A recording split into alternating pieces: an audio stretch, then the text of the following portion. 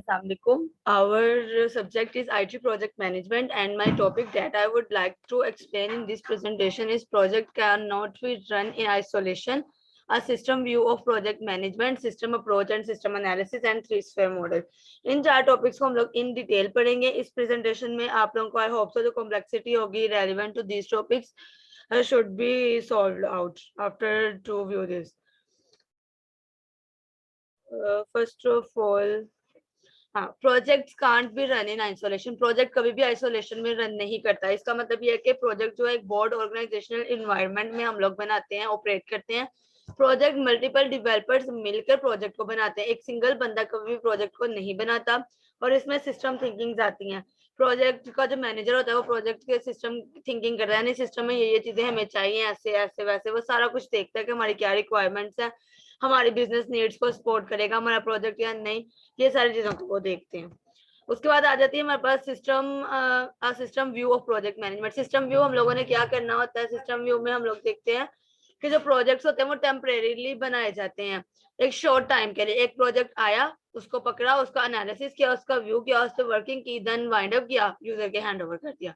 उसके बाद कोई कंसर्न नहीं है आईटी प्रोजेक्ट का. प्रोजेक्ट जो होते हैं वो टेम्परेरीली बनते हैं और बाद में वो खत्म हो जाते हैं. उसके बाद ये है कि ये आइसोलेशन में रन नहीं करते. अगर कोई प्रोजेक्ट आइसोलेशन में बनाया जाएगा तो उसका क्या डिसएडवांटेज होगा. उसका डिसएडवांटेज ये होगा कि जो हमारी ऑर्गेनाइजेशन की सर्विसेज है वो ट्रूली फुलफिल नहीं हो रही होंगी. देन हमारे पास आ जाती है what is a system approach. System approach एक ऐसी टेक्निक है जिसे हम लोगों ने 1950s में डिस्क्राइब किया था. और ये क्या करती है, holistic analytical approach to solve complex problems. जो हमारे पास प्रॉब्लम्स है ना कॉम्प्लेक्स, उनको एनालिटिकल होलिस्टिक वे में हम लोग उसकी अप्रोच को कंसीडर करते हैं. यानी देखो, एक प्रोजेक्ट बनाना है हमने, हम उसकी होलिस्टिक्स भी देखेंगे और एनालिटिकल अप्रोच भी देखेंगे. होलिस्टिक्स मतलब उस प्रोजेक्ट में जितने भी लोग मिलकर डेवलपर्स हैं प्रोजेक्ट बना रहे हैं उन सबके व्यूज आएंगे. और एनालिटिकल यानी स्टैटिस्टिक्स टेक्निक्स अप्लाई करेंगे कि क्या इसकी नेटवर्थ है, मार्केट में इसकी डिमांड है, ये अगर हम प्रोजेक्ट बनाते हैं तो कितने में कितना बिजनेस करेगा, ये कितनी देर तक चलेगा, रिलायबल होगा, फ्लेक्सिबल होगा. ये सारे पॉइंट्स हमने उसकी एनालिसिस जो है उन सबको देखना है.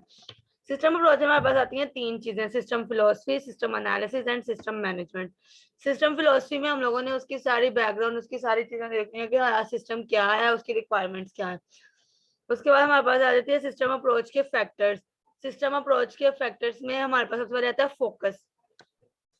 हमने सिस्टम पे फोकस करना है कि हमारा सिस्टम क्या है, हमारे सिस्टम की रिक्वायरमेंट्स क्या है, उसकी नीड्स क्या है, हमारा सॉफ्टवेयर सिस्टम किस पे बनाया जा रहा है, वो क्या एप्लीकेबिलिटी उसकी क्या है. Then dependency. हम अपने प्रोजेक्ट को प्रोजेक्ट इकट्ठा नहीं, मतलब हम लोग प्रोजेक्ट को छोटे छोटे मॉड्यूल्स में डिवाइड करते हैं, देन उस पर वर्किंग स्टार्ट करते हैं. तो प्रोजेक्ट में डिपेंडेंसी होनी चाहिए. अगर एक मॉड्यूल दूसरे मॉड्यूल पे डिपेंड ही नहीं करता तो हम उसको इंटीग्रेट कैसे करेंगे.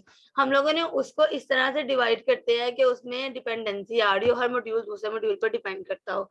उसके बाद आ जाती है हमारे पास रिस्पॉन्सिवनेस. रिस्पॉन्सिवनेस क्या है हमारे पास कि जो हमारे प्रोजेक्ट को बनाने वाले डेवलपर्स हैं वो रिस्पॉन्सिव हो अपने काम के साथ और रिजल्ट देन भी अच्छा हमें फीडबैक मिले. System analysis.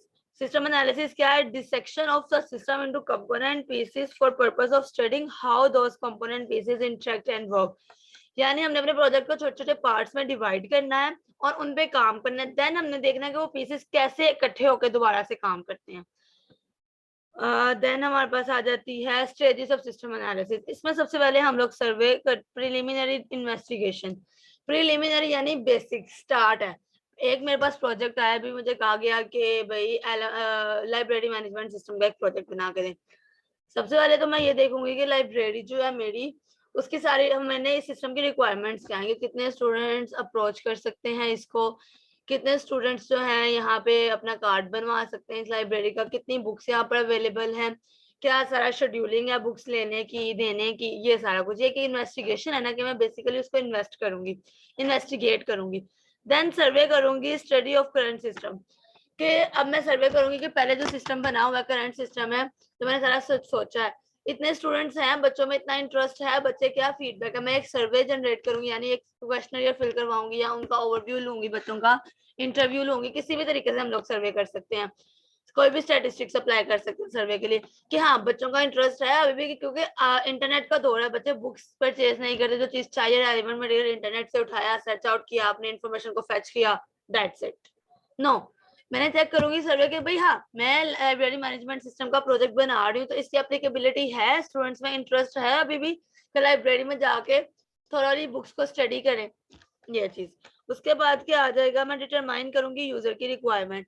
और अब जो मुझे लाइब्रेरी के इंचार्ज है उन्होंने मुझे कहा कि ये स्पेसिफिकेशन होनी चाहिए सिस्टम में कि कौन से रैक में कौन सी बुक पड़ी है, कौन सी बुक इस डेट को गई थी, उस डेट किस डेट पे बुक में वापस आना है, वो सारा कुछ, ये सब कुछ देखना है हमने। उसके बाद एनालिसिस करना सिस्टम सर्वे का और बाद में पूरे सिस्टम का सर्वे करना। देन हमारे पास आ जाता है 3 स्फीयर मॉडल। हमारे पास 3 स्फीयर मॉडल क्या है? 3 स्फीयर मॉडल में हम लोगों ने 3 पर्सपेक्टिव्स को देखना, तो 3 एस्पेक्ट्स में हमने अपने प्रोजेक्ट को देखना, बिजनेस, ऑर्गेनाइजेशन एंड टेक्नोलॉजी। और हमने देखना कि हमारा जो इन पर्सपेक्टिव से गुजरता हुआ हमारा मॉडल जो है वो कैसे सक्सेसफुली रन करेगा। सबसे पहले आ जाता है हमारे पास बिजनेस। बिजनेस क्या है? प्रोजेक्ट शुड सप्लीमेंट और serve as an answer to the business गोल।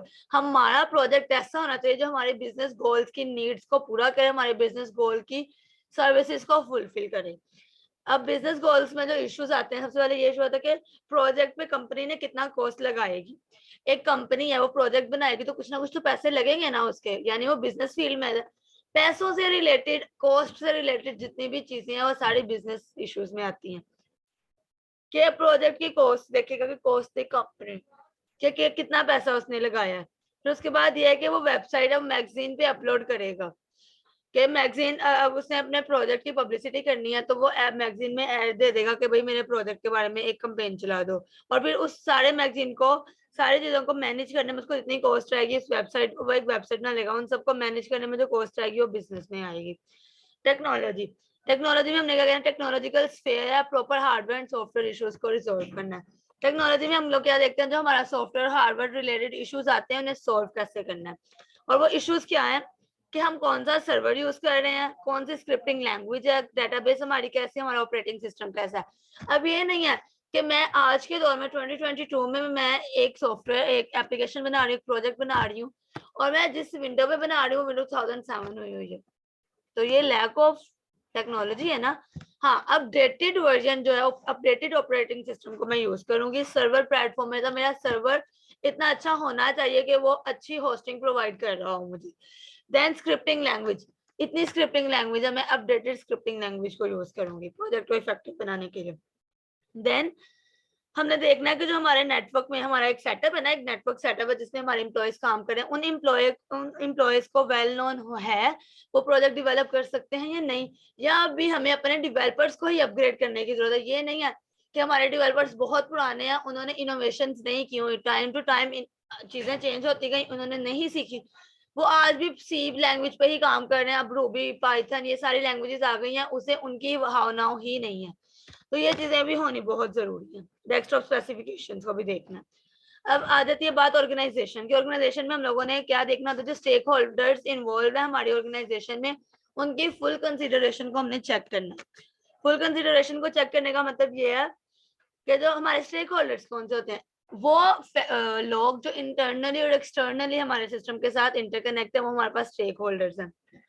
इसमें हम लोगों ने क्या देखना है कि हमारे प्रोजेक्ट जो मैन पावर है, हमारे जो हम लोगों के जो डेवलपर्स हैं उनमें इतनी मैन पावर है कि वो इस प्रोजेक्ट को फुलफिल कर सकें। ये नहीं है कि प्रोजेक्ट स्टार्ट किया देन उसको मिड में ही छोड़ दिया, प्रोजेक्ट को कंप्लीट नहीं किया। हमने देखना है कि जो हमारे मैन पावर डेवलपर्स में है या नहीं। तो उसको देखना है कि जो हमारी मैनेजमेंट सिस्टम है वो सपोर्ट करेगा हमारे प्रोजेक्ट को या नहीं, जो हम इंफ्रास्ट्रक्चर यूज कर रहे हैं वो हमारे प्रोजेक्ट के लिए सूटेबल है या नहीं, इन सब चीजों को हम लोगों ने देखना होता है।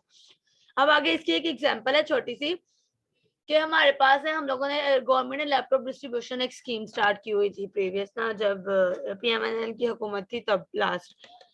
उसमें क्या था, वो एक बिजनेस भी कर रहे थे, ऑर्गेनाइजेशन और टेक्नोलॉजी हर चीज को लेकर चल रहे थे। बिजनेस में वो क्या कर रहे थे कि उन्होंने लैपटॉप की स्कीम स्टार्ट की, कॉलेजेस में लैपटॉप दिए, कितनी कॉस्ट आई होगी उन्हें, उन्होंने स्टूडेंट्स को दिए, कितनी कॉस्ट आई होगी, सपोर्ट किया, कितनी कॉस्ट आई। इनफैक्ट ये था उनकी इनरोलमेंट देख रहे थे कि उन्होंने कितनी इन्वेस्ट किया बिजनेस पर्सपेक्टिव के अकॉर्डिंग। और ऑर्गेनाइजेशन में ये था कि उनका प्रोजेक्ट था कि कितने स्टूडेंट्स को, कितनी फैकल्टी को, स्टाफ को लैपटॉप्स प्रोवाइड किए हैं, कितने प्रोजेक्ट स्टाफ ऐसा जो ट्रेंड हो गया है, यानी कि टीचर्स के पास ऑलरेडी हैं, उन्हें वो नहीं देंगे, वो एक बिजनेस है ना उनका। देन टेक्नोलॉजी है कि हम जो लैपटॉप उन्हें फैसिलिटेट करें उनमें लेटेस्ट टेक्नोलॉजी हो, उसका सर्वर अच्छा हो, डेस्कटॉप स्पेसिफिकेशन अच्छी हो, इन सब एस्पेक्ट्स को हम लोग देखते हैं। सो ये था हमारा आज का टॉपिक। आई होप आप लोगों को समझ आई होगी। Okay, thank you, Allah Hafiz.